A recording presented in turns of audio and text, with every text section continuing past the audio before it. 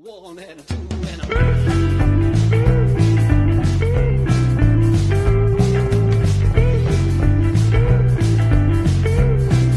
long box funk.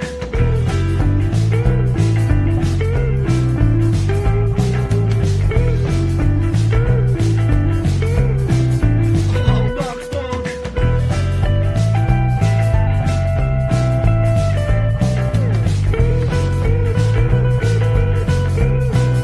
Long box funk.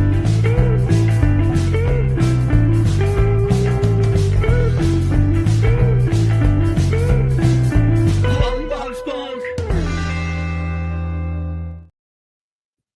How about that brand new intro on this 100th episode of Long Box Funk? That's me.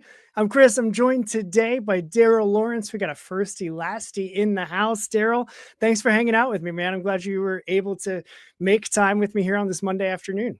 Yeah, thank you so much for having me. And I really love the vibe. I mean, the 100th episode, I didn't even know when I signed up to be on this, that it'd be such a special episode for you.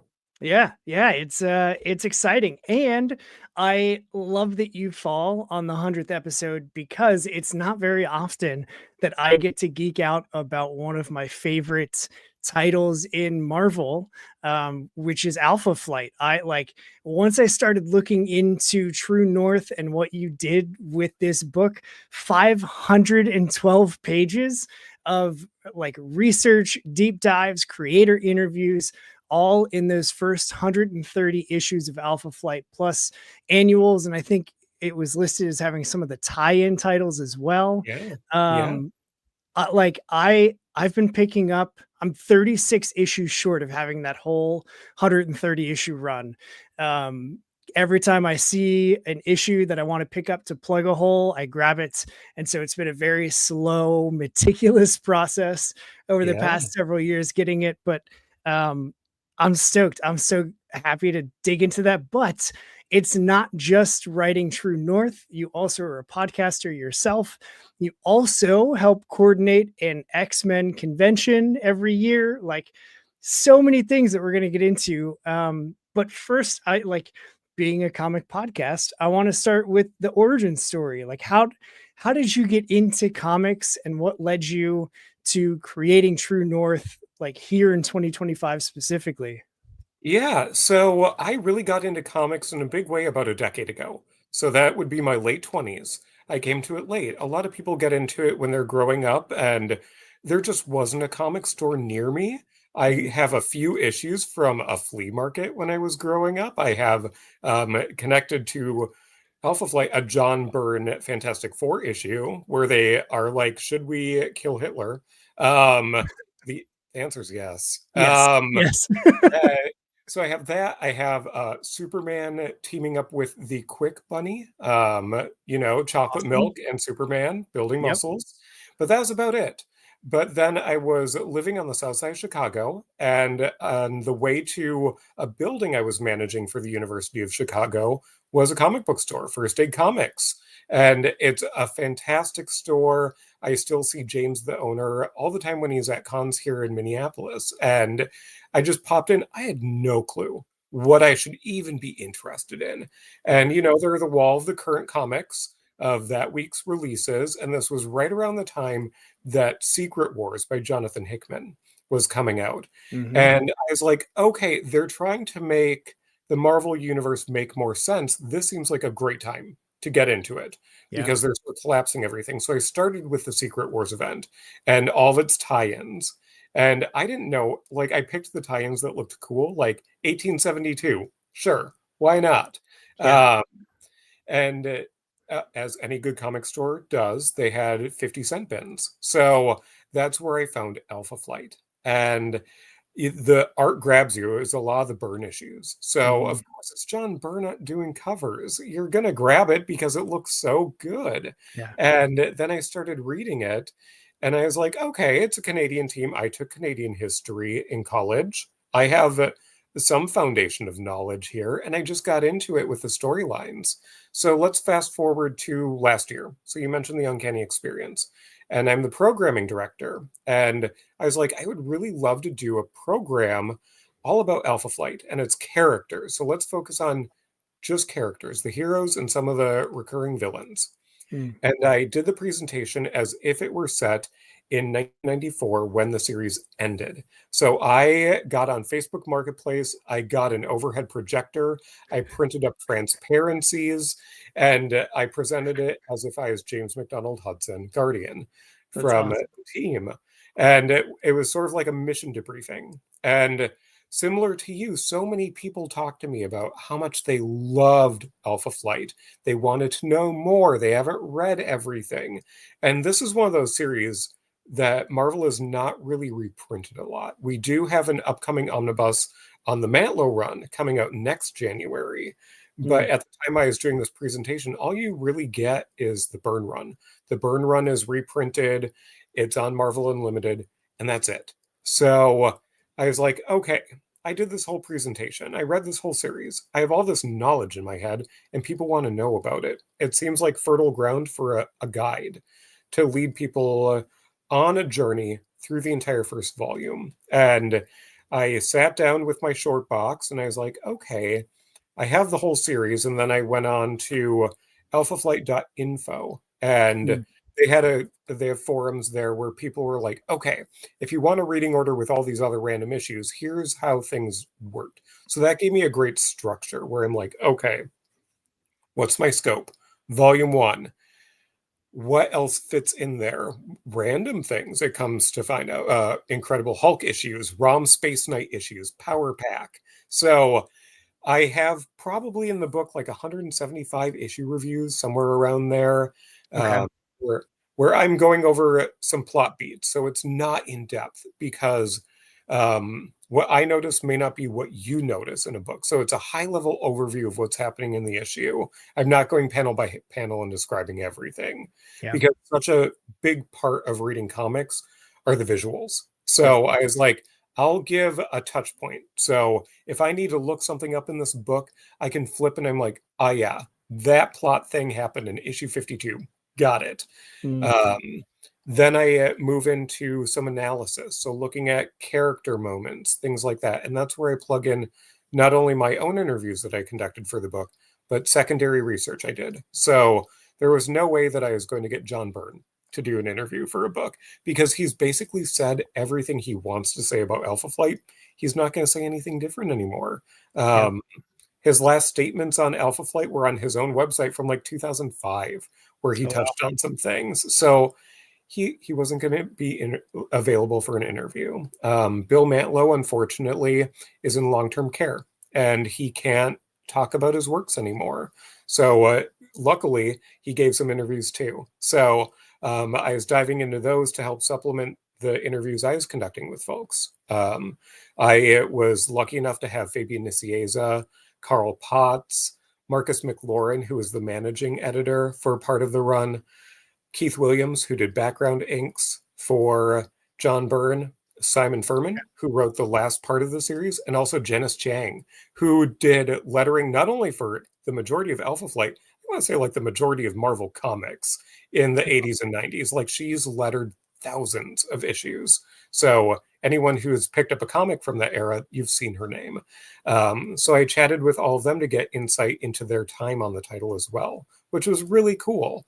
It helped give depth to what I was reading and what I Mm. was thinking, if that makes sense. Yeah.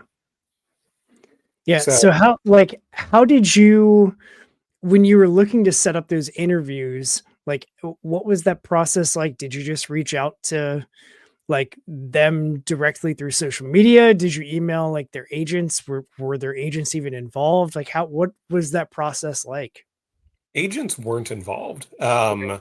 So luckily, I have a really good friend in Chad Anderson. He hosts the Gray Malkin Lane podcast, and he has brought a lot of creators onto his podcast. And I was like, hey, can you provide an introduction to Fabian or to Simon or Janice? I already knew Marcus because Marcus and I were on an episode of his podcast together years ago. So I just emailed him and like, hey, Marcus, you may remember me. Yeah. And then it was just a email out of the blue to Carl Potts explaining what I was trying to do. So Carl's working faculty at a university out in New York. So I know that he is busy. So I was just like, hey, can I send you some questions? That's awesome. So were they all written interviews that like done you where you sent them the questions via email and then they sent back their answers? Two of them were. Fabian and Carl were written. The rest of them were via Zoom. Um, and I mean, AI is terrible in some aspects. I did use the captioning slash transcript feature in Zoom, so Mm, I wouldn't have to transcribe half an hour to hour long interviews because that would have added so much time.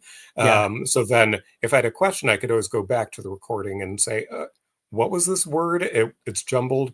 Uh, but it was really a saving grace in terms of okay, it gave me at least the bare minimum of a yeah, transcript so I could go in and be like, okay, where did we talk about this? And then I could go back and clean up and actually correct words and things like that in the quotes. yeah. Yeah, that's awesome. Like that's one of the I'll allow it of AI where it's not like Yeah, generative AI, but it's like let's make work easier. I it's keep the saying same. like go Yeah, ahead. I'm putting on the same level as captioning. Like, if you're doing live captioning in a Zoom or you see it on TV, it's popping up there, and the technology has been around for a while for some of Yeah, that stuff. When I was growing up, I always imagined, like, is there someone like at my local NBC affiliate typing at 11 o'clock at night for SNL to make those happen? yeah, So, in some cases, yes, but in other cases, especially now, the technology exists. yeah. And the last interview I did happened seriously like a month ago. It was Oh wow. Janice. I got connected with her at the last minute. I had been trying for months. And she had stuff going on, but she finally gave me some time on a Saturday. And the following Monday, I got everything included in the book and uploaded that final file. So I made it Nice. just under the publishing deadline. So it was really cool. I really wanted to include her voice because obviously she was so important to Marvel Comics, and especially for representation. An Asian American woman working in comics in the 80s, that's huge. Yeah, And I love her. She has some great quotes in the book. that's cool. She gave some good shit. That's awesome. Yeah. Yeah, so like I I'm the type of person that I love to blow processes up so that I can examine every little piece and then understand what I'm looking at and how it comes together. And because like actual like written prose versus comic publishing seems to be different, but I also have like no idea because I've never done it. I've only explored publishing comics. Like what is the process? Walk me through like okay, I've identified the thing, right? Like I want to do a deep dive on Alpha Flight. People keep asking. I have the knowledge. Let's do that. Like, what's the process from that moment to uploading that final file? Just like after that interview, um, Yeah. like what's that process like? Yeah, so I knew I wanted to be partially research based, and I knew I wanted to do interviews, and I knew interviews would happen late in the process because I wanted to go through everything first, develop my own ideas, and then have really good questions to ask. Mm, So, um, the first step after I'm like, I'm writing a book. My 9 to 5 job is at a university, so I have access to wonderful library services. okay. Everyone should utilize their local libraries, be they higher education or local. Use them because you can do a whole lot with them. And I went into article databases, interlibrary loan. I just started plugging in search terms, John Byrne, Alpha Flight, things like that, and things would pop up. And I love a good bibliography. So if it was an academic article, I would see who they cited, and I just kept going and going and digging. For those archival interviews, they exist mainly in paper format. So, like Comics Interview Magazine and things like that, Mm, you would just, I tracked down the issues on eBay. I'm like, hope it's worth it. And got them in, and they were. So, I I had all that ready to go, and the library staff was wonderful. Some things were held at other libraries, and we got copies scanned and emailed to me within like 48 hours. It oh, was nice. crazy. Yeah. Um, So I had all that in reserve. I actually have a Trapper Keeper where I would get everything printed off and I kept it there because that's another thing where I was like, I'm waiting until I get through everything because I don't want this to color how I'm analyzing things. Yeah. So then I went to it, got my highlighter out, and I'm like, okay, going through all this secondary stuff, what sticks out to me? And then I developed questions for the interviews. So the first interview I did was with Marcus McLaurin, and he spent a good 45 minutes just talking me through the process of what a managing editor does, Mm. managing slash associate editor versus the editor itself, and how he played a part in the process. And then I just started weaving everything together. Like, it's very interesting. I didn't include some quotes because I didn't want to veer totally off track. But Jim Hudnall wrote some issues after Matlow was done. So if you're looking at the chronology, you have John Byrne and then Bill Matlow and then Jim Hudnall. And Jim Hudnall seemed, when he gave interviews, because he's passed away, a little bitter. Mm. And he didn't have the kindest things to say about anyone that he worked with on Alpha Flight. Okay. So I didn't include those because you can find them. They're in my bibliography. Those interviews are easily accessible online if you really want to do more of a deep dive. I wanted to focus more on the creative process and how those things came about. I did include something. He worked with John Calamy, and John Calamy himself hated his art on Alpha Flight. So I put their quotes together because Jim Hudnall was also like, that art sucked. I could have done better. The title could have been better if I had a better artist. And then you have John Calamy in an interview saying, yeah, my art was not good. And every time Marvel shipped the pages back, I destroyed them as quickly as possible. So there's some of that in there, but I wanted to focus more on the positives and how Alpha Flight was more progressive and more creative as a title, Mm. and why people should read it and enjoy it. You don't need the drama to do that. Yeah. Yeah. So, all right. So I've got, here's what I want to do. I love the deep dive stuff. I also like understand how my brain works. That's a lot of information. Yeah. So I'm going to throw in a fun question. Yeah. And then we'll go right back into the deep stuff. And then I'll have Yeah. another, I've got a couple. So, I want to know, what was the last issue of Alpha Flight that you purchased or read in prep for creating this book? Do you remember? I'm thinking it would have been a connected issue. It wouldn't have been a mainline title. I had all that already. Okay. I think it probably would have been some of Larry Hama's Wolverine issues because I'm not a big Wolverine guy. He's fine. I grew up in the 90s. He was everywhere, Yeah. oversaturated for me. Okay. But I met Larry Hama last year because I knew I was doing this project and he appeared at a local comic store. And I just asked him a general question. It didn't even make the book because I didn't write it down, so I didn't want to misquote him.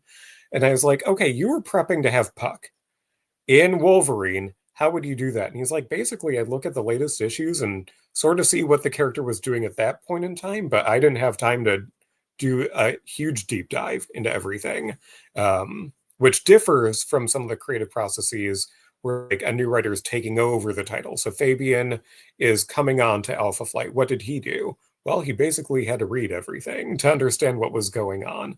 So it was that was the last set of issues. And then, of course, I had Larry sign them. I'm like, you're here. Can you sign these Wolverine issues?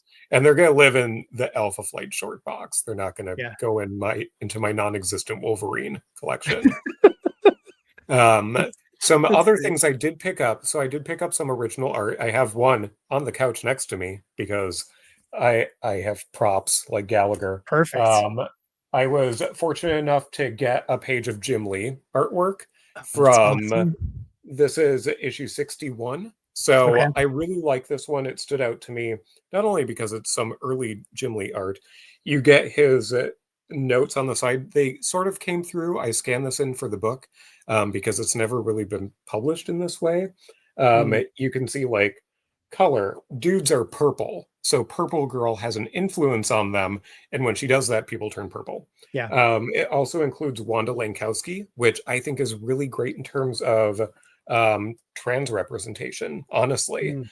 that Walter becomes Wanda, and everyone just accepts Wanda for who she is. So I'm presenting actually at FlameCon next month, all about sexuality, gender identity, otherness in Alpha Flight. So I'm Cool. hosting a panel and I'll have examples to pull from the first volume for that. But that page really stuck out to me because of all those things. It's just fantastic art, and it includes Wanda, who is low-key one of my favorite characters because she is so sassy. That's awesome. Yeah, Yeah. and like it that's the thing with the original art that for me is always the important thing. Like when I had a chance to meet Stan Lee, I'm in Ohio, he came through. It was announced his like final Eastern um and Midwestern appearances Hmm. on the circuit. And so I was like, well, I'm paying whatever to meet him and get a signature and like just spit words of thanks and love and adoration at him for the 30 seconds I'm in front of him. And I was trying to figure out like what book do I have Stan Lee Yeah. sign? Like it's because am a child of the 90s, like growing up in the 90s, born in the 80s. I loved the X-Men and Jim Lee and all of his work. And only after, in like high school and after college, did I go back and read all of the original X-Men run up to like the Grant Morrison new X-Men stuff. And so I was like, do I do like a key issue? Do I Mhm. do like a first appearance issue? Like, what do I do? And my wife was like, just do a book that you love the cover of. Like, it doesn't matter who's in it or who's on it or what, like, do one that you love. And so I was like, you know what? You're very smart. Yeah, Okay. solid advice. Yeah. And so I like in line I got to see everybody else's items that they were getting autographed, and it all seemed like number ones or key issues and the big stuff like that. And so I get up there and I had it's like a reprint where they were redoing some of the classic comics in I think this it was called like Strange Tales of. Hmm. And then so I did the Strange Tales of the X-Men. It's a reprint of issue 4 with Magneto and the Brotherhood of Evil Mutants looming over the original 5. And I just like I love that cover. And I was just like, I don't even care that this is like a reprint of the original issue. Like I just like this issue and I Yeah. like this cover. And so I had him sign that, and I had rehearsed all this whole speech of like, thank you for the X-Men. Like, seeing them be weird and different allowed me to feel freedom and confidence in being weird and different and all of these things. And I got in front of him and I completely blanked. And I just was staring at him and I was like, say something stupid. And I just like blurted out, thank you for the X-Men. And he's busy signing and doing all the thing. And his handler was like, he didn't hear you, but hey, Stan, this kid just, he just thanks you for the X-Men. And he like stopped and he put his Sharpie down. He was like, well, I made them just for you. And I was like, oh my God, you did? And he just started chuckling, picked up the Sharpie and went right back to signing. And I was just like dumbfounded as I get back to my wife and I'm like shaking and trembling. And I'm like, I don't want to touch the book because I don't want to ruin the signature. But it's very much like you got to get the thing that matters to you. So I love that is a page that has those extra little things that like that make that page stand out and mean something more to you. So Yeah. I love when people get to share like why they collected certain pieces of art or certain issues or original pages or whatever, because it like there's always some sort of connection that I really enjoy. Yeah. And I met Chris Claremont at the past two Uncanny Experiences. So the first one, I forget what I got signed, just some random issues. Um, And the second time I met him, I brought the first appearance of Alpha Flight, but I also included a New Mutants issue where it's Hercules. I love Hercules. He's my favorite Marvel hero. Okay. And it's like Hercules guesting. And Chris Claremont, I'm sure he does not see that issue often at all. Yeah. He did a fill-in for New Mutants, and he recalled exactly what happened in that issue. He talked to me about the entire plot, and I'm like, wow, that was 30 years ago, more than 30 years ago. and you know what you wrote in this random issue of New Mutants. And of course, he's getting asked about, Phoenix all the time Yeah. and things like that. No one's bringing up this issue. I'm like, I hope that my memory is that good 30 years down the line about this book that I just wrote, because Yeah. that's amazing. Yeah, I had that. I just met him 2 years ago, and he was stationed right across from Larry Hama, and so I was like, they had. I don't know if they just underestimated the draw for Claremont, but like he was just kind of stuck in the end of one of the aisleways. Hmm. And so like people were literally like wrapping down and around all the way through another aisle of the con. And at one point, like, I had been waiting at that point for probably 40 minutes, and I have no problem waiting in line to meet creators like that. Like, Yeah. people are getting crotchety and whatever. I waited like 2 hours to meet Stan Lee, which is insanely good Yeah, it is. considering it's Stan Lee. Right. And so I was like, 45 minutes, no big deal at all. And he came out and he like was just looking at the line, and he was like, oh my gosh. And like Stan Lee was still around at the time, and he looks at the line. He was like, "Take that, Stan," and like took a picture of the whole line. I was like, I love that. But Yeah. I of course had him sign my Wolverine #1 because I'm a stan for Wolverine. Hmm. And how to get Frank Miller's auto on that same book would be incredible. But I like turned around and there was nobody waiting for Larry Hama. And so I just walked right up and I had a random issue that's back here that you can't see because of the reflection. Like all of my signed books are back here. But Hmm. I had a random issue, but it was the first cover that my dad was like, yeah, just pick out like find one that you want to read Hmm. and like let's get it. And it was the first Wolverine book that I picked up, and it's got the long title Wolverine. He's on his knees and his bone claws have broken. And I was just like, it just was a striking image. And Hmm. like that's one of the books that got me into Hama's run on Wolverine.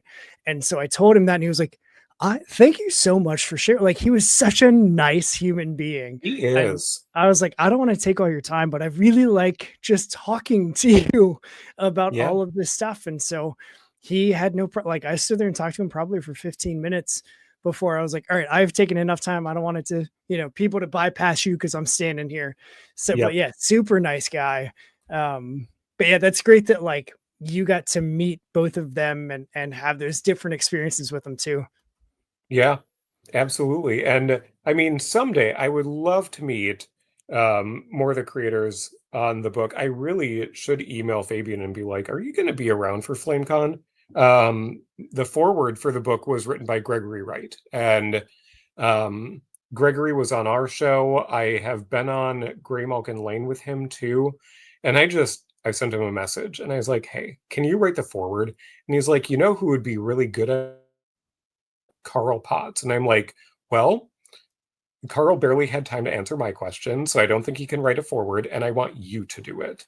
Yeah, And um, Greg penned a great one for me, and I get to meet him in person for the first time at FlameCon that's cool. out in New York City. So I have something for him. Like I made up a little button because Gregory did colors on 2 of the issues of the run. But he has a really good mind for comics history, and Yeah. he worked. I mean, it comes with the territory when you're working with Mark Grunwald, like King of the Handbooks. Of course, you're going to develop an appreciation for comics history. So um, it was fun seeing what he came up with for the forward, and I really am looking forward to people's reactions to it. That's cool. And I mean, Gregory Wright is phenomenal, and I'm bringing pages out for him to sign because he penned Silver Sable, and Silver Mm, Sable, it's a quick read. It's another one that Marvel has not republished, which is a tragedy because Gregory included an open lesbian character in the book. mm, So um, I I would say I'm acquainted with Gordon Purcell, who did Marvel art and DC art in the 80s and 90s, and I have the opening splash pages from the last 2 issues of Silver Sable. oh, cool. So I have those from Gordon. He signed them. I'm going to bring them out so Gregory can sign them too. That's awesome. Yeah. That's super cool. So, all right. So let's get back into the deep, just Yeah. heavy information. So, you you want your approach to be like you take your what stood out to you, and you're gonna hit the high plot points for each issue. You're running the interviews and sending those out and getting those and digging deep in the research. Like once you start compiling all of this stuff, is it like walk me through the process of like building that, like, okay, I've got all the information in front of me, I know what I want to include, now I need to organize it, get it on paper, and make my master PDF file that I'm going to send to the printer. Like how does all that stuff come together?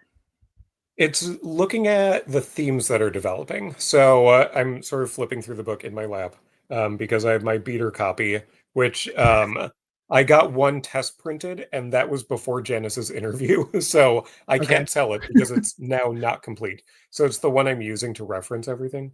Yeah.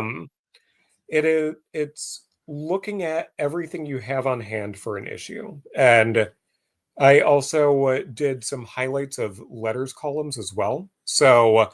not every letter. I don't talk about every single letter, but if something sticks out to me, I'm going to put it on the page and say, Yeah. hey, this person wrote in from this town and this is what they have to say. So it's seeing if something makes sense. Prime one that I'm flipping to is issue 50. Issue 50 is where it's the anniversary issue. You know Marvel Mhm. back then, when it's like a 25, a 50, a 75, a 100. It's Yep. a big anniversary issue. Arguably, some of them should not have been double-sized, but um, issue 50 is where they write off um, Aurora, Puck, and North Star are all gone as of that issue. And the big thing is that North Star was sick heading into everything. For issues before, he's coughing a lot. And the genesis of that was Bill Mantlo knowing North Star is gay. John Byrne wrote North Star is gay. He was always a gay character since 1979.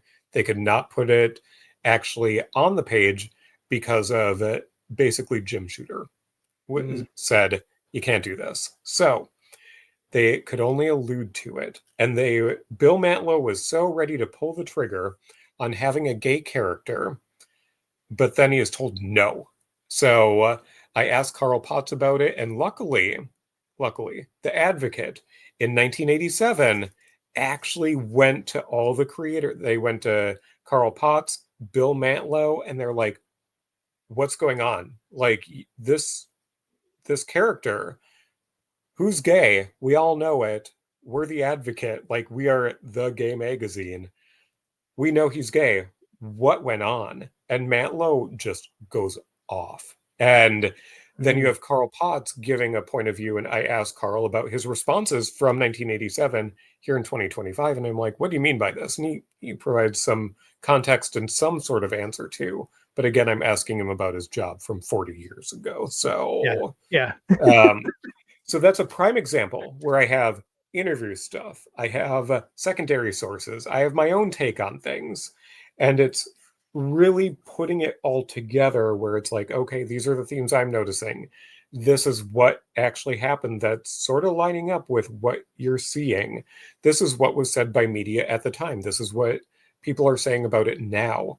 So Mhm. developing a cohesive narrative for that point where it makes sense as you're reading through my paragraphs of things, where you're like, oh, yes, okay, I can see how at least Daryl came to that conclusion. Even if you don't agree with me, you at least have all the quotes here and you have all my footnotes and the bibliography. So if you want to do the work for yourself, you could do that too.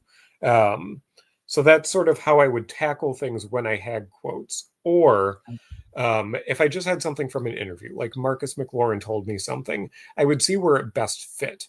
I wouldn't squeeze everything into, oh, this is Marcus McLaurin's first issue as managing editor, so I'm shoving everything in there. It's like, okay, did he reference something that is a pivot point from a certain issue where I can swing a reference to it? So if he talks about it, how Matlow was meeting deadlines or something like that, I would see, well, is there anything from another source that is counter to that? Jim Hudnall is like, oh, well, I think that Matlow got fired because he blew all of his deadlines. But then you have Matlow's actual editor being like, no, he met all of his deadlines. So like it's Hmm. juxtaposition at that point where maybe it falls on Jim Hudnall's first issue rather than Marcus McLaurin or Carl Potts's or anything like that. Okay. So you It, were it, like grouping based on like similar themes and ideas that were coming up, and then you were pulling together all the info on that thing. Like, how did you figure out the structure? Is it all like, did you want to go through chronologically, like issue 1 to 130, plus the tie-ins where they fit, and then plus like expand out from there, the quotes and the themes? Like, is that how you structured it? Or yeah, and it was fitting in the issue. So 1 through 30, 130 are all chronological as published. Then you have to go back to where I said alphafly.info and their yep. forums, and you're like, okay, where does stuff fit? And actually, the first issue that I even cover is not an Alpha Flight issue. It's actually Alpha Flight Special Volume 2, Issue 1, First Flight by Scott Lobdell. And the scripters were Lobdell and Simon Furman. So, because in terms of the Marvel Universe, that happened before everything else. So, Okay. it's structuring it that way so it made sense for the characters and their development, um, which was I would say a challenge sometimes because you don't want to tip your hand that you know everything, even though you're writing this book for a specific audience. Yeah. My editor, who is one of my friends, is actually really great. And she had never read comics before, never heard of Alpha Flight before.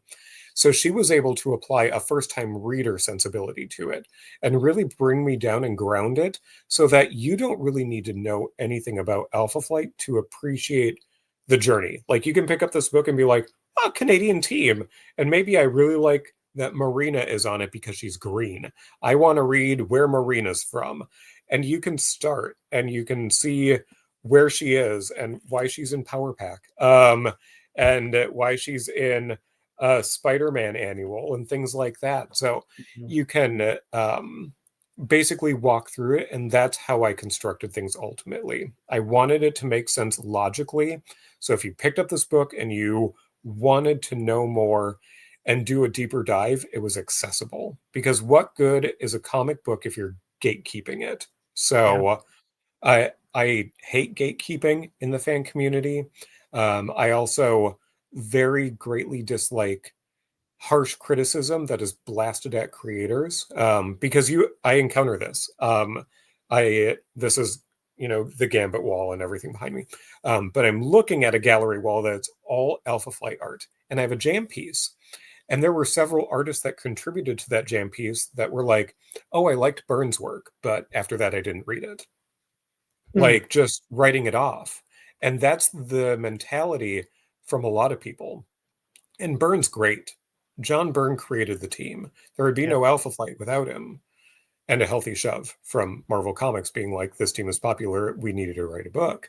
Yeah. But he did 28 of those 130 issues. So I get people's attachment to him, but you gotta give things a chance. And that's why I wanted to do the deep dive to show that there's a lot of fun stuff. And someone else asked me, like, who's your favorite writer or creator on the book? And I said it's a tie between Bill Mantlo and Fabian Nicieza because John Byrne, of course, has the foundation. He set the standard for the characters, but Yeah. then you have other creators coming in and putting their own spin on things. So Fabian has probably my favorite character arc of the entire book with Diamond Lil's cancer scare. And um, I asked him, I'm like, where did this come from? And he explained it, and I got to put it in the book. Like I was so honored that he trusted me enough to answer that question and give me the story so I could put it out there for all the fans. That's Um, because it is it's a humanizing storyline. It's something that anyone can experience. And I think all of us out there have had cancer touch our lives in one way, shape, or form. And it's that sort of comic writing that grounds you in the humanity of the heroes that really makes it stick out. And I think he did a beautiful job, and um, it's it's a masterful job. It's Fabian Nicieza. I mean, of Right. course he's going to do a great job with character development. Right. Um, so it's exposing people to things like that and be like, no, there's actually a story behind why Diamond Lil had a breast cancer scare and why it was woven throughout so many of Fabian's issues. Um, and Bill Mantlo really focusing on different things like Wanda Lankowski being a woman and her being a member of the team. And again, you're talking about a master of the craft with Bill Mantlo. And this is basically near the end of his career because he wanted to be a public defender. He went to law school. So he did fantastic runs, multiple years on Incredible Hulk, Micronauts, things like that. Like he knew what he was doing, and it's a lot of fun character work. So I want people to be exposed to that and take joy in it and not listen to people who are like, well, Byrne was good, but I stopped reading with issue 28, or I stopped reading when Mac died in issue 12. It's like there's so much more, from finding these issues, and you look at the covers and you're like, who the actual fuck is Lan the Sorcerer? So Yeah. it's things like that where it's like it's a fun journey. And I explain it in my introduction, and this is my pitch for Alpha Flight in general. It's if you put X-Men, the Avengers, and Doctor Strange in a blender, blended it all up, and poured it all out to freeze in the Arctic Circle. Like then that is pure Alpha Flight that you're going to get. Yeah. And it's weird. It's a team book. It is a mutant book. It's a magic book. It's so many things. Yeah, that's awesome. All right, so we're gonna break, and I love that you were talking about the fun of the series because the most recent issue that I picked up, I'm really excited because I love this freaking cover.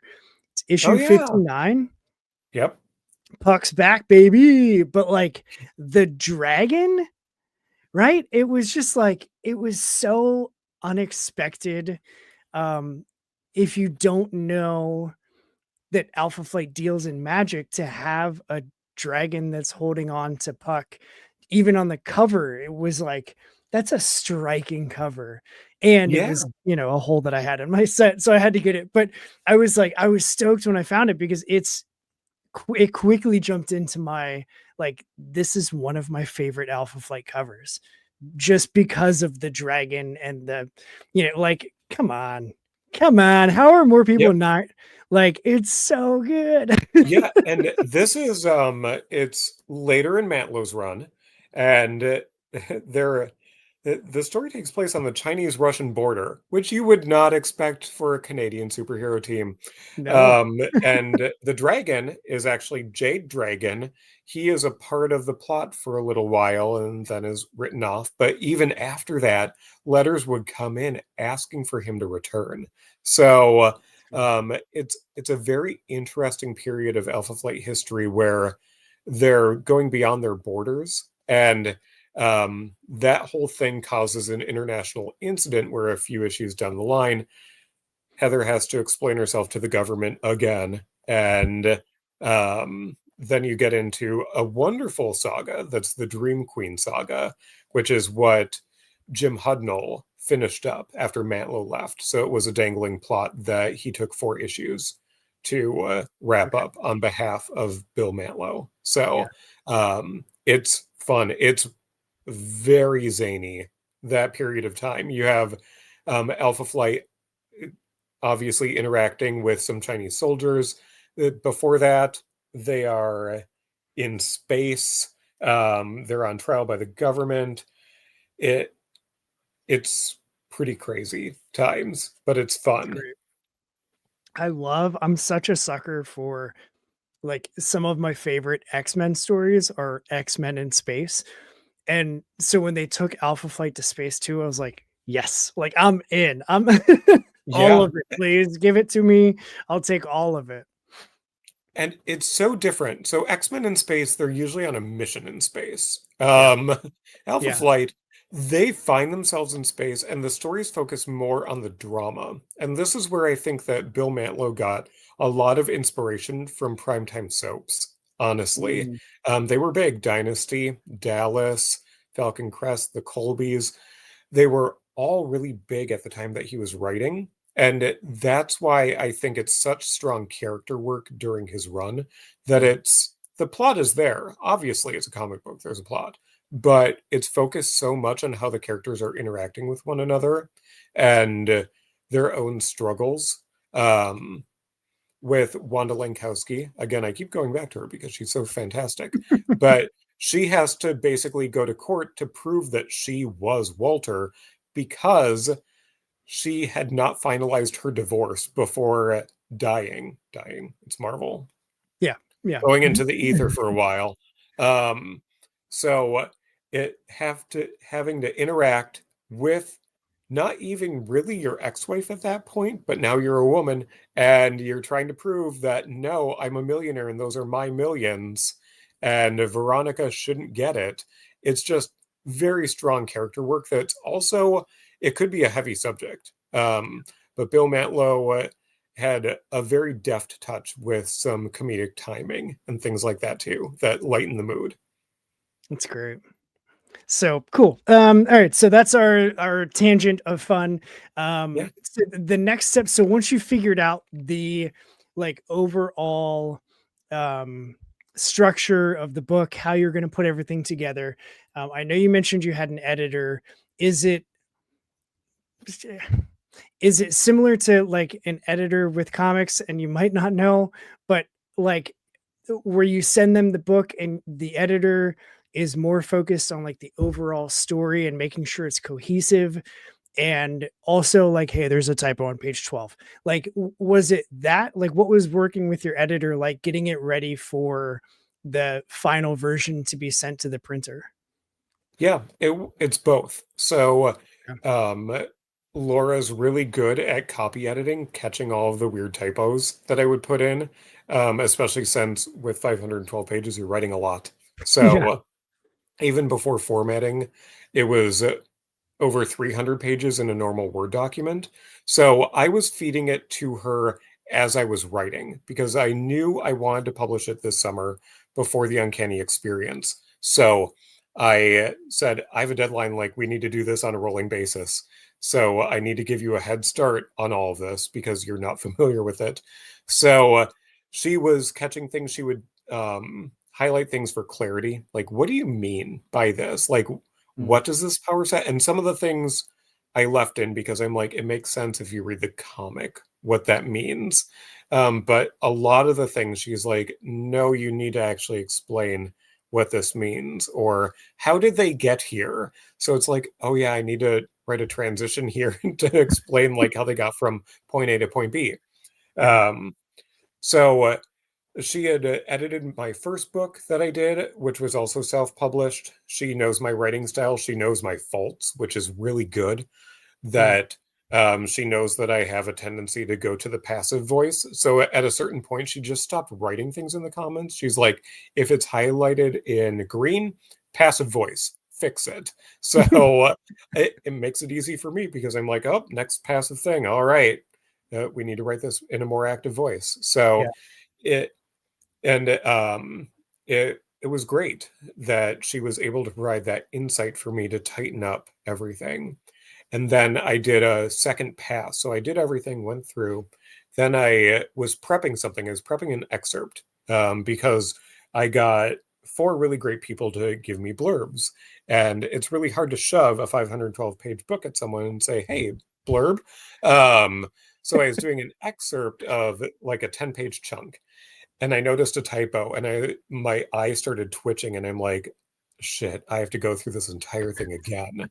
And I did, but it was good because I caught so many things and tightened it up even further. So Mm. just making things read a bit cleaner, deleting extraneous words, things like that. This time around, I noticed that my modifier of choice was the word then. And it's like, Mm. you don't need to write then because you're writing about a comic in order. So, of course, the sentence after the one you're writing is then this happened. So, there are times where you definitely need it, but most of the time I did not. So, I went through on a then watch and was just striking them out. That's awesome. So then, like, so when it came to finding the publishing company that you're going to send the file to make the print copies, like, was it purely a like shop around and see who has the best deal, or like was there something more involved with your search for the publisher? Yeah, so my default publisher for the other book I had self-published before was Amazon. So they have a really great interface. It's really easy to work with. But well, Amazon, they're a bunch of oligarchs, especially the oligarch at the very top who Mhm. rented out Venice. So I knew I didn't want to go with them anymore. And but at the same time, I knew I needed a publisher that was going to ship to Canada. How can I write a book about Alpha Flight that doesn't have Canadian distribution? So I Yeah. went with Barnes& and Noble Press.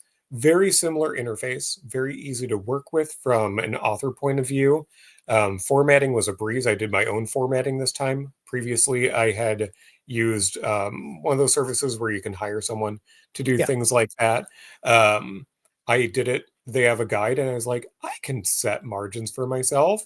And that's why I printed this test copy because I was like, I need to make sure that I didn't fuck this up royally.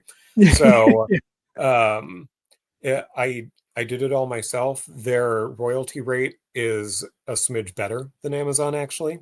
They don't have worldwide distribution, which sucks. Like, I feel so bad, especially about people in Europe that want a copy. And I found another service that was print on demand over in Europe, and there would have been a storefront and everything, but the tax implications to to self-publish and sell within the European Union and also in Great Britain, it would have been a disaster. Like if this were my job, I could have done it. But since this is something I do in addition to my 9 to 5, Yeah.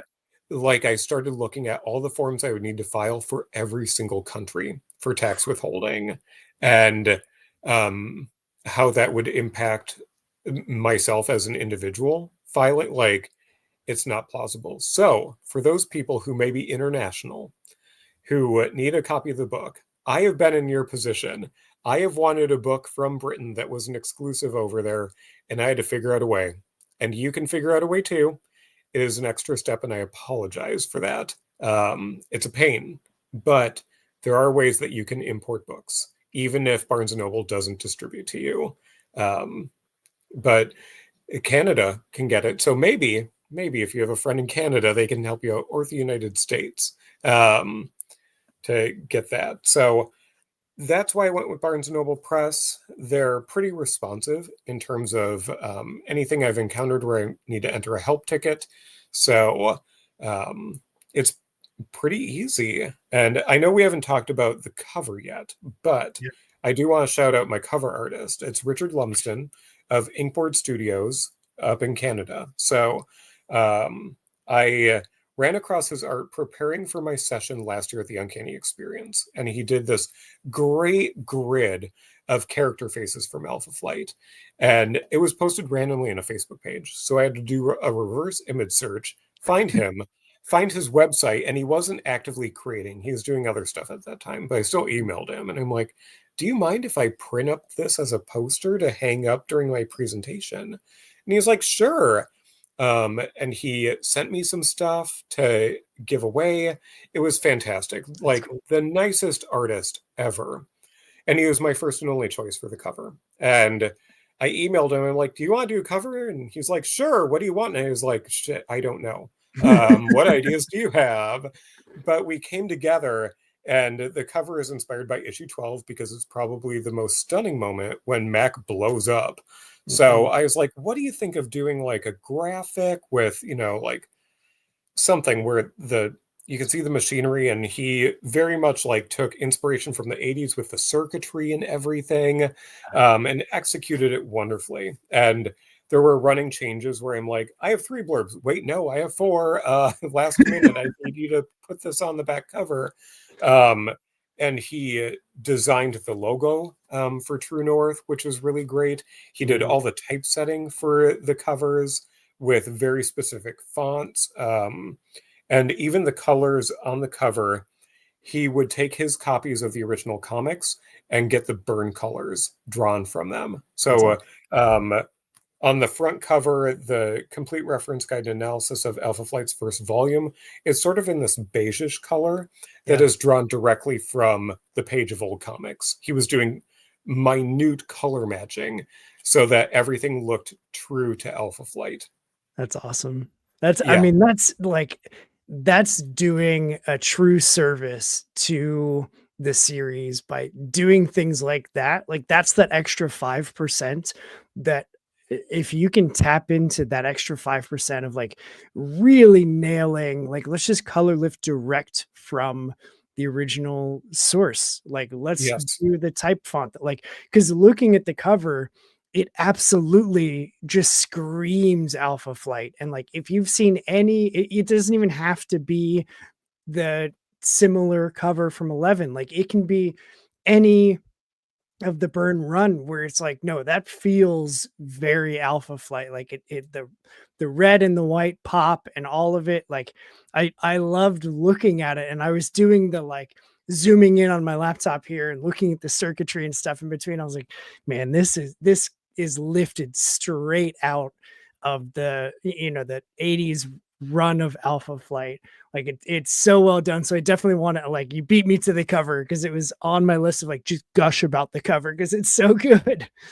Yes. So, and I mean, reach out to Richard for all of your needs, because he obviously does great character work, which drew me to him in the first place, but also commercial work like this, just exceptional.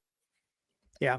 So, okay. So you've got the book, you've got the structure, you've got the edit, you've done the second pass, you've got the cover.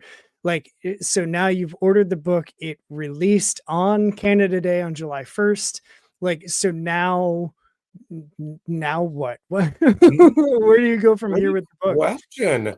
Well, it's chatting with kind folks like you and getting the word out there, because as a self-published book, I don't have any machinery behind me. And even when I did do a book for a publisher, they didn't do any publicity. It's all on the author. That's something that people may not really realize. A lot of publicity is straight up on the creators. So where I go from here, though, so specifically after today, I have the book launch at the Uncanny Experience this upcoming Saturday, and my friend Chad is moderating it. I have no idea what he's going to ask me. He might ask me about what issues I don't like, and there are definitely some of those. But it should be a lot of fun. You have enthusiastic people, and it's sort of a return. I'm going back to the place that inspired me to write the book in the first place. So I get to really gush about something with people who are just as excited about it as I am. And then I mentioned FlameCon I'm presenting. So I'll have a great panel there with Chad, my husband, Philip, Mr. Scott Free, who's a cosplayer. If you don't know him, you should look him up because his cosplays are great and he's a great guy. Okay. And my phenomenal friend, the drag queen Demanda Martini, who does so many great comic and X-Men looks. So doing a panel so I can present all this information that I looked into in terms of otherness and sexuality, gender identity, and put it up and then talk to them about it and get their reactions. So we can really take a deep dive and look at how much Alpha Flight means to marginalized groups and what that may mean for people interested in getting into it. So it's not such a general talk like I'm having this upcoming Saturday, but one that's very dedicated to some of the issues that are brought up throughout this run. That's awesome. And like, that's a very complete approach to having that discussion too. Like having the voices at the table that are represented in the books. because representation matters. And like that's Yeah. awesome.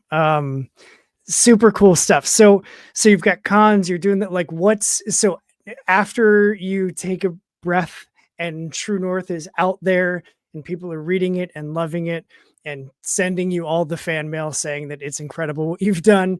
Like, where do you, I know you've got a regular 9 to 5. I know writing books isn't your main job, but it's clearly a passion that you have. Like, do you have any ideas already of like what comes next after True North? I do. So I know exactly what's next for me because I was working with a publisher on a book, and my manuscript and their needs for their line did not line up. So it was mutual. It just was not working. What I wrote and what they wanted were not the same thing. So I got the manuscript back, which is fantastic. And it's actually a deep dive into Stevie Nicks and Okay. every single one of her songs and albums. So it's 90% done already. And because I got the manuscript back like a month ago, I haven't touched it. I will this fall and winter. Yeah. And writing that book was very intense for me. And it took a lot out of me. So I put all of the materials into a bin in the basement after I was done. But now that I have it back and I can do what I want with it, I'm going to revisit that bin because I have books with little flags all over them that I couldn't include because I'm like, I know the publisher doesn't want this sort of content in there. I find Yeah. it interesting, but they don't want it. Well, it's my book now. So That's right. it's going to go back in. And that's my next one. And that's sort of cheating with your question though, because it's Yeah. already cooked. That book is in a Rubbermaid container ready to go as soon as I pop it into the microwave and warm it back up. Yeah. So um, I have a couple ideas, and I've talked about this elsewhere too. Maybe focusing somewhat on Star Trek comics. That's something that we Mm. cover on my podcast. We're doing Marvel Star Trek from the 90s right now, Yeah. and it's an interesting case study. And reading between the lines, there are so many things that are not said. And Marvel only had the contract for like 18 months. And even on the letters pages, they're like, yep, we're 3 months behind on scripts. And it's like, wow, this seems like a disaster that I really want to talk to people about. So, something like that. It's not going to be 512 pages, but that's one idea. I have another idea about the star from the 30s through like the 50s, Myrna Loy. I actually got professional development money to do a deep dive, and I have over 900 pages of transcripts that she recorded with her co-author for her memoirs in Oh, wow. 1986. So I loved that memoir. It's really fascinating to me. I love her. She is very active in terms of she's appointed to be a representative for the United States on UNESCO in the 1950s by Mm. the Secretary of State. Very much an activist and very interesting to me. So Boston College scanned in all those pages and sent them to me, and I have a lot of her movies. And I'm actually connected. Unfortunately, her co-author passed away in like 2000, but his good friend, I'm meeting up with him for dinner when I'm in New York City for FlameCon That's to awesome. just chat about things because he himself wrote a book on John Barrymore. So um, he's able to sort of be like, yeah, Jim would totally want you to pursue this. Like, he is my cheerleader. I have never met him. I met him because I bought a Myrna Loy picture that she owned on eBay and messaged him. And he's like, oh, yeah. And then we just started emailing. So it was one of those serendipitous things where he's like, oh, yeah, like Jim was my good friend. He used to throw birthday parties for Myrna Loy in the 80s in his garden at his apartment. So, like, it's That's just one awesome. of those things that the universe lined up and it's staring me in the face. So those are the two other ideas I'm cooking in the background, which, as a creative person, there's always something. Oh, yeah. There's never Yeah. going to be nothing. Yeah. So, Yeah. That's a very safe question to ask. yes. There's always something. Yep. That's so you mentioned your podcast. Where can people find X Factor Files and like how do they tune in for that? Yeah, it's basically everywhere because our podcast server is RSS. So anywhere that accepts an RSS feed, you can get X Factor files. We are covering Alpha Flight and Marvel Star Trek. Those are two things that we're just alternating weeks on. So it's super interesting. It's myself, my husband. We chat about life at the top of every show because why not? Mhm. And then we talk about the issues and he takes lead on Star Trek stuff. We're reading everything for the first time together. Okay. And then, I mean, I wrote the book on Alpha Flight. So conveniently, I have a book where I can be like, well, in issue 61, this is what happens. Yeah. And it's more fun to then see what his reactions are. So when he's reading the issues, he might have reactions, and I'm like, save it for the podcast, not right now. So we can actually discuss everything that he's noticing for people to enjoy. So again, making it more accessible for That's people cool. where I've read all of it, he hasn't. And it's more exploring where we meet and what we really enjoy and try to focus on the positivity. But we also call out the things where we're like, oh, that did not age well, because Yeah. there are so many things in comics that did not age well. Yeah, that's super true, but Yeah. I love the focus on the positive. It's something that I'm personally very intentional about of like if I don't have anything nice to say, I'm not going to. Yeah. Like I only want to focus on positive, and that's not to say, like I'm not going to make up something positive that I don't feel. If I don't feel that, I'm just not going to talk about it. But the more that I can focus on putting positivity out, the more that I feel like that's going to get returned back to me. And so like I love that that's your intention, and it's super fun to have someone that knows all of the stories and literally wrote the book on it, partnered with someone who's experiencing it for the first time, because it's such a fresh set of eyes where he might be seeing something completely different than what you saw as a first time reader. Like that's got to be some. I'm definitely going to look that up and start listening, because I just think that's a great, like that's such a neat idea to have that difference in experiences with the same stories. Yeah, and it's important to keep your mind open. And that's what I did, and that's what I the purpose of this book, and we touched on it. I didn't catch everything in my analysis and reviews.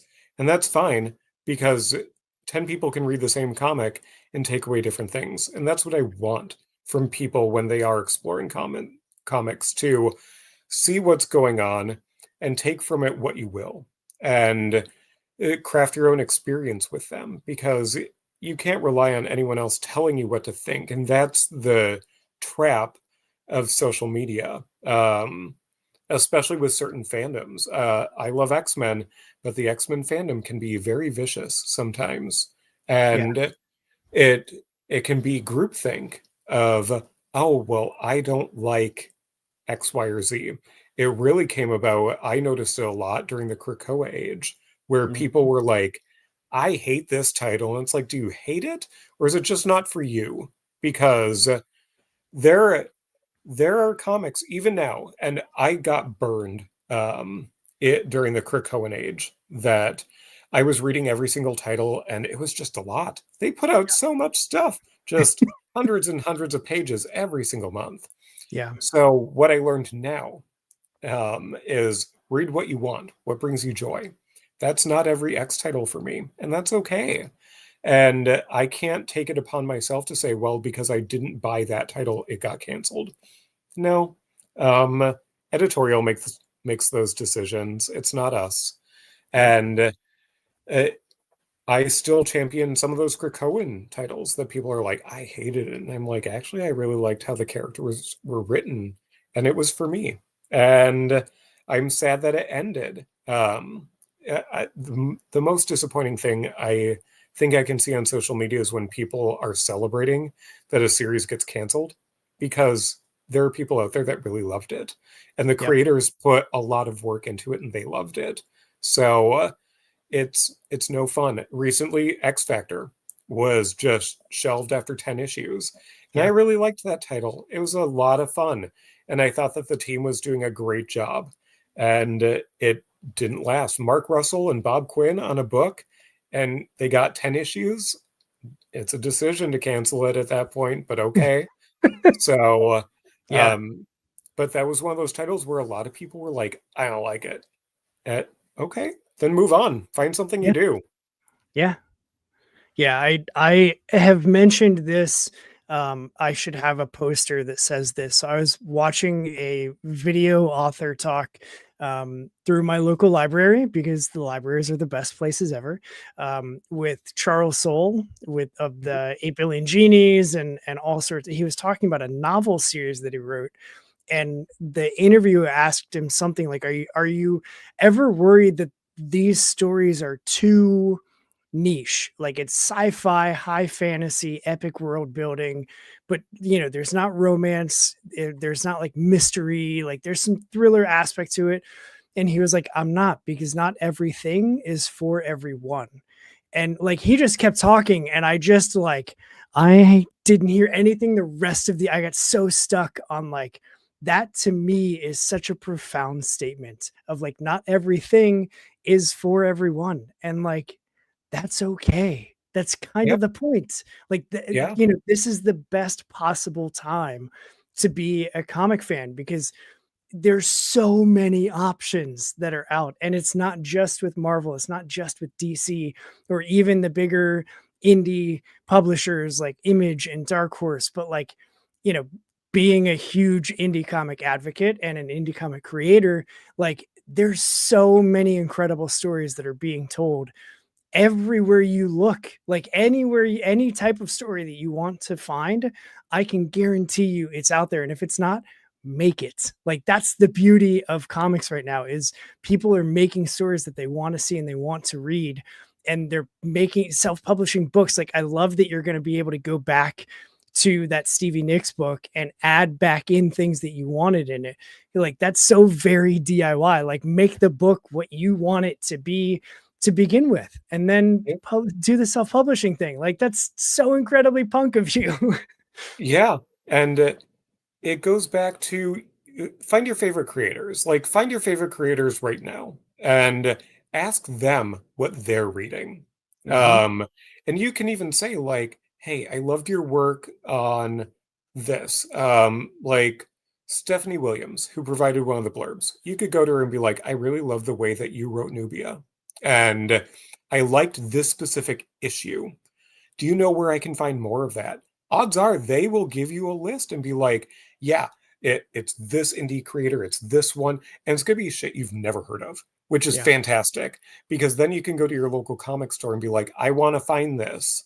And if they can't help you, odds are they can order it or point you in the right direction.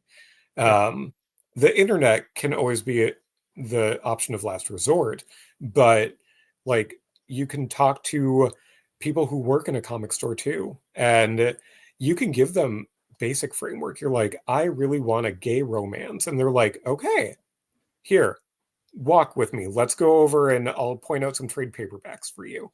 Yeah. Like, it's not hard to find. You just have to know how to ask the right questions sometimes, and that can be scary, but I have yet to meet any scary, truly scary person in comics that will not give you suggestions. There are intimidating people. Um, like Chris Claremont can be terribly intimidating until you talk to him. And then he's like, oh, yeah, that issue in New Mutants with Hercules, and like talks to you for 5 minutes about it. Yeah. Ask the question. There's no harm in it.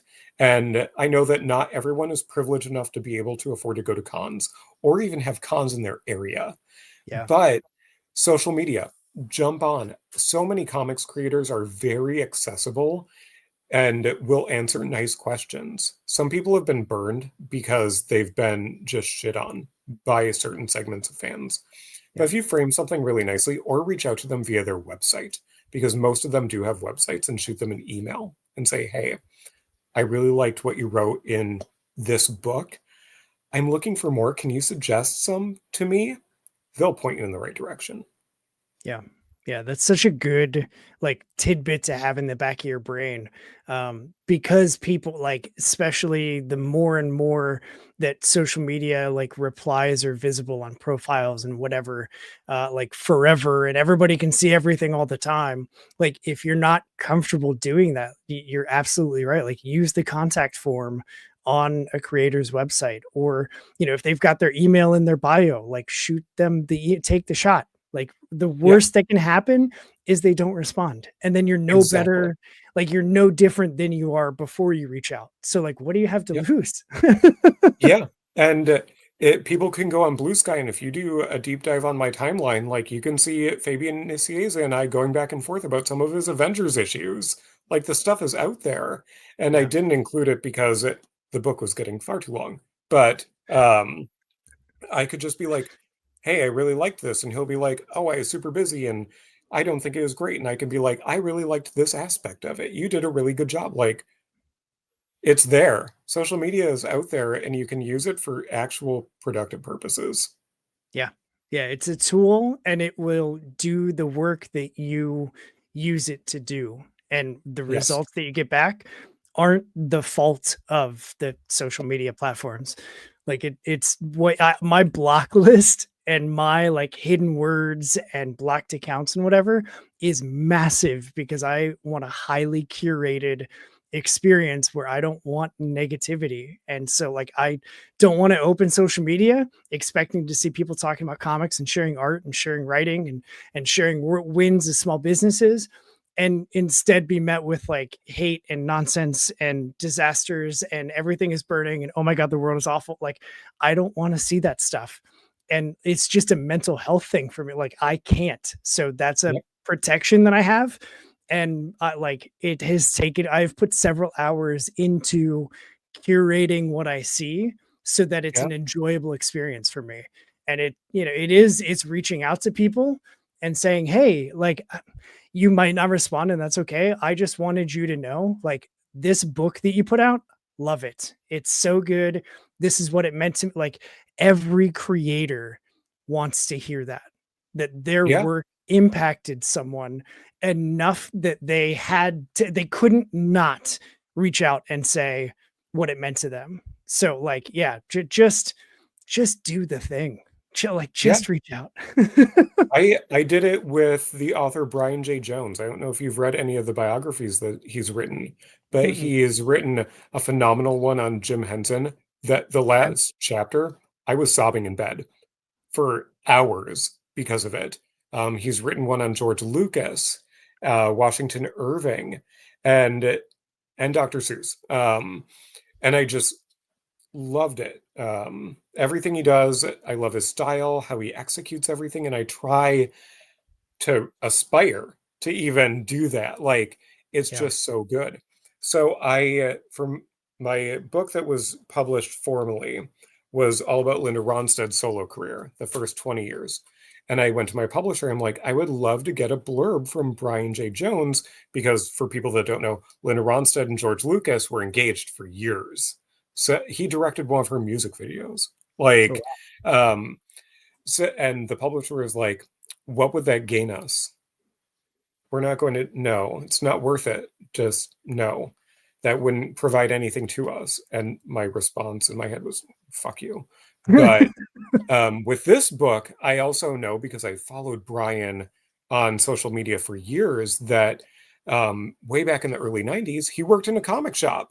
So I reached out to him on Blue Sky and I was like, hey, can I shoot you an email about this? Like I gave him the pitch. And I'm like, I would love a blurb. And he said, I don't have time. He's finishing up a book right now. He's like, I, I, I can't do that. I know I don't have the time. But when the book is published, send me a copy. I'm more than happy to promote it for you. And he posted about over this past weekend. That's Like awesome. I packed up a little care package. I sent him a copy of the Linda Ronstadt book. And I was like, I really love this thing that you wrote about in the George Lucas book that connected with her. And here's a copy of True North. Because he said, I love John Byrne. I've never read Alpha Flight. And I'm like, this book is perfect for you then. So it was so cool that literally one of my literary heroes engaged with me because I gushed and I was like, I love your writing. Yeah. And he actually said, I admire you. Like, you did a great thing. It is so hard to reach out for blurbs, and you just did it. Good on you. Like, that is a huge risk that you take as a creative person.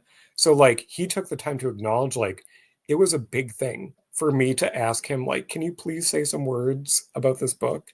Yeah. Um, and it, he was very honest with me, told me what he could do. And I mean, what did it cost me to send him a copy of my book and be like, I hope you like it. Like, I liked your books.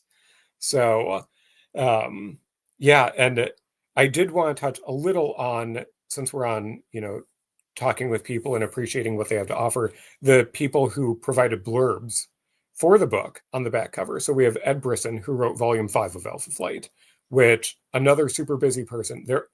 All these people are super busy. So it was sending them that excerpt after I fixed the typos and convincing them to say some nice things. So Ed Brisson did. Stephanie Williams, who was on our podcast once upon a time, she has a great mind for comics history. She can see things and understand why it matters. So even though she has no big connection, she wrote an article before she's even a comic writer about Puck. And that was her one connection to Alpha Flight. But she wrote the longest, most lovely blurb.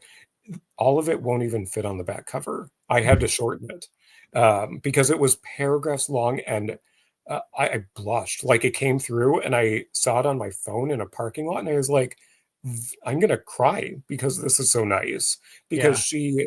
she read the entire rough draft, which was rough, and I was like, there are so many typos, please excuse them. And she's like, don't worry, I make so many typos it's not even funny.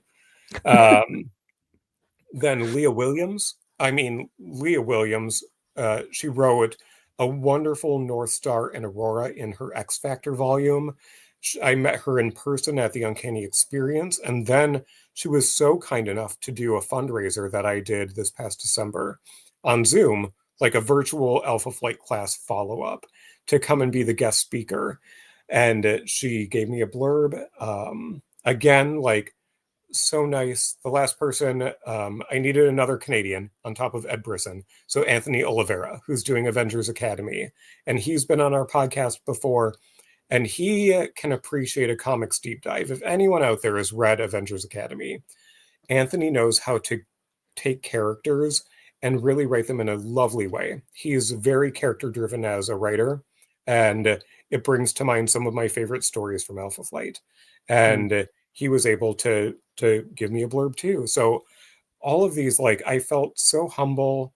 I continue to. It's imposter syndrome because people are coming to me and asking me legit questions about Alpha Flight, and they're like, "What happened with this?" And I know the answer, but then I catch myself in my head, and it's like, "Why do you know that answer? You don't know enough about that." And it's like, "No, you actually do. Yeah. So quiet you."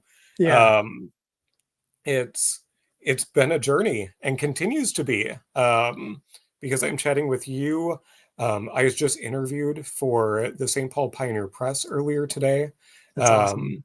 So it's getting to talk to different people about different aspects of things too, and really chatting about what people enjoy and pointing at people in the right direction. So if you listen to all my appearances, I'm giving a lot of different answers to different questions so that people can more fully explore Alpha Flight, hopefully too. Yeah. That's awesome. Well, Daryl, that those are all my notes. So, Um, but I have two more things that I want to do. The first is super fun, super simple. I'm going to take a screenshot. We're going to pose, and I'm going to use that as the YouTube thumbnail yeah, on my YouTube channel for this video forever. So that's yeah. the other reason why I have this here, because I want to have this in the pose. Let me get my keyboard shortcut here, and then All I will right. count us down. All right. We will go in 3, 2, 1. Cool. The other one is the thing that I gave you the heads up on before we Yeah. started. I love doing this show because I get to talk to all sorts of people with different backgrounds, different experiences, different walks of life. And yet we all have this deep appreciation for comics. And as part of that, and as part of just like why I love doing the show and talking to creators, is that I want to make sure that there is space for everybody that comes on to share whatever message they have for the world. It could be a sales pitch for like, hey, go buy True North like yesterday. It could be something as simple as like, obviously Sasquatch is better than Puck. The content doesn't matter so much as I just want to make sure that you've got some space to share whatever it is you want people to hear directly from you. So the floor is yours, my friend. All right. Well, if I haven't convinced you to buy True North yet, you're not going to buy it. So you can find it on barnesandnoble.com or shortened bn.com. The thing I would really love to talk about, though, is that my husband and I have 3 rabbits, and they're all rescues. So it's not an animal that I think the world treats kindly. People will get rabbits and give rabbits for Easter, and they get dumped. That's actually where one of ours came from. She was an Easter dump, and she was found underneath a car in Minneapolis. She was sheltering from the heat in an alleyway. So, if you are able to support your local rabbit rescue, you may be asking yourself, really? There's one in my area? I guarantee there is. There are kind-hearted people out there that are getting these rabbits from unfortunate situations, putting them in foster homes, and then adopting them out. So we have our found rabbit, and we also have 2 that we adopted from a rescue organization, and we're fostering a 4th from a second rescue organization here in the Twin Cities area, because we have 2 of them in a major metropolitan area, and they're all full of fosters. Like there's no capacity for any more rabbits. So if you're interested in having a fun pet, get a rabbit. They are a lot of work. They're not simple. They're the same amount of work in a different way as cats and dogs. So be aware of that. But they are just like any pet, worthwhile. So even if you can't adopt, see if you can foster. Sometimes they need short-term fosters for like 2 weeks, and they'll give you everything you need.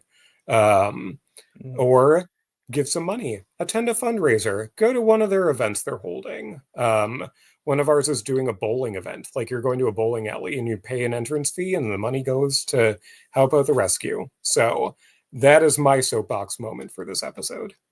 I love it. That's great. I, as a someone who like I grew up with cats, I was allergic to dogs. I still am, but we have a hypoallergenic dog.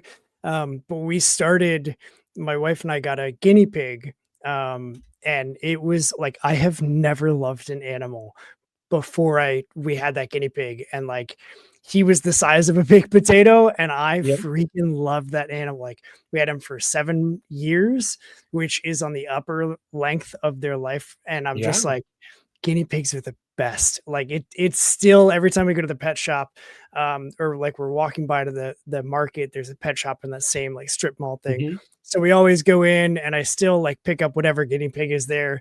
And I'm like, I just miss ours. And he's been gone for like 3 years now, but I just miss ours. Like, I'm not ready to get a guinea pig, but like, that's my animal. Like you know what I mean? Like that once you find what your animal is, like there's just something about the connection that you get with those animals. So I love that was your soapbox, because like rabbits are incredible animals. So yeah, absolutely. Like support all of the animal shelters, do all of the things. Like that's no matter what animal you may want to get, adopt. There are so many lovely animals that are just waiting for a forever home. And you can be that forever home. That's the great thing. And if there are local rescues, odds are for whatever animal it is, they have education courses. So you don't have to be afraid of not knowing everything, because they're even there for you after the fact. Or your friendly vet. We send emails to our vet all the time. We're like, this is happening. And she's like, it's fine. Yeah. You're okay. We had our small animal vet on like emergency alert, where we would just text her like, this is what he's doing. Is this okay? Here's a picture of his foot. And she's like, it's fine. Just put Neosporin on it. He'll be fine. Exactly. Okay. Right. Yep.